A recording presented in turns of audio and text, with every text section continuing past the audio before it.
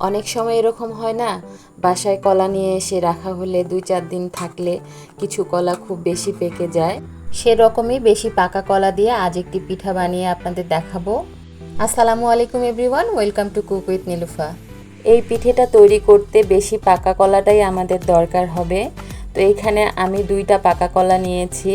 2টা পাকা কলা দিয়েই বেশ খানিকটা পিঠা তৈরি করে নেওয়া যাবে। তো কলা 2টা আমি প্রথমে ছিলে নিচ্ছি। তারপর এখানে দিয়ে দিচ্ছি একটি রুম টেম্পারেচারের ডিম। ডিমটা অবশ্যই রুম টেম্পারেচারের হতে হবে। যে কোনো নাস্তার আইটেম তৈরি করতেই আমাদের সবসময় রুম টেম্পারেচারের ডিমই প্রয়োজন হয়। তো সেক্ষেত্রে ডিম যদি ফ্রিজে থেকে থাকে তো আপনারা 30 মিনিট পূর্বেই ডিমটা বের করে রাখবেন। এরপর একটি কাঁটা চামচের সাহায্যে কলাগুলো খুব ভালোভাবে চটকে নিতে হবে। এখানে যেহেতু আমরা পাকা কলা ব্যবহার করছি, তো কাঁটা চামচ দিয়ে খুব সহজেই কলাগুলো চটকে নেওয়া যাবে।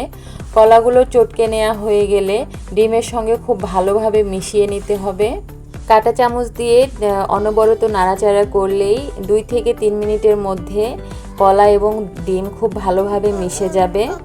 কলা এবং ডিম খুব ভালোভাবে মিশে গেলে এবার আমি এখানে দিয়ে দিব হাফ কাপ সুজি। এরপর দিয়ে দিব হাফ কাপ ময়দা। ময়দা আমাদের পরে প্রয়োজন হলে আমরা আরও একটু ব্যবহার করব। এরপর চিনি দিয়ে দিচ্ছি 1/4 কাপ। মিষ্টির পরিমাণটা আপনারা আপনাদের পছন্দ মতো বাড়িয়ে কমিয়ে নিতে পারেন। এরপর আমি এখানে দিয়ে দিচ্ছি হাফ চা চামচ লবণ।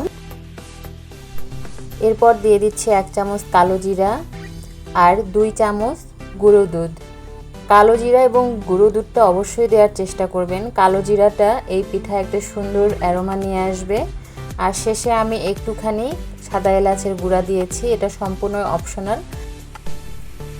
এবার সমস্ত উপকরণ খুব ভালোভাবে মিশিয়ে নিতে হবে।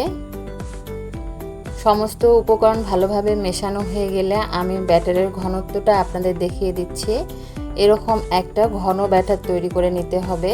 তারপর একটা প্যানে আমি তেল গরম বসিয়ে দিয়েছি। এবার পিঠাগুলো আমি ভেজে নেব। পিঠাগুলো ভাজতে খুব অল্প সময় লাগে, কিন্তু অল্প জালে ভেজে নিতে হবে, নাহলে শুরুতেই বেশি তেল গরম থাকলে দেখা যাবে যে পিঠার উপরে খুব তাড়াতাড়ি কালার এসেছে, ভিতর থেকে ভালো করে কুক হয়নি। সেক্ষেত্রে অবশ্যই খেয়াল রাখতে হবে। তো দেখতেই পাচ্ছেন এক ব্যাচ পিঠা ভাজা হয়ে গেছে। বাকি পিঠাগুলোও আমি একইভাবে ভেজে নিব। পিঠাটা বানাতে দেখতেই পাচ্ছেন খুব অল্প সময় লাগে। আশা করছি আজকের রেসিপিও আমি আপনাদের সামনে খুব সহজভাবে উপস্থাপন করতে পেরেছি। রেসিপিটি ভালো লাগলে অবশ্যই লাইক করবেন, কমেন্ট করবেন এবং আমার চ্যানেলে নতুন হয়ে থাকলে প্লিজ চ্যানেলটি সাবস্ক্রাইব করে দিবেন। আমি একটা পিঠা আপনাদের ভেঙে দেখাচ্ছি, এটা ভেতর থেকে কতটা পারফেক্ট হয়েছে। সবাই অনেক ভালো থাকবেন, সুস্থ থাকবেন। আল্লাহ হাফেজ।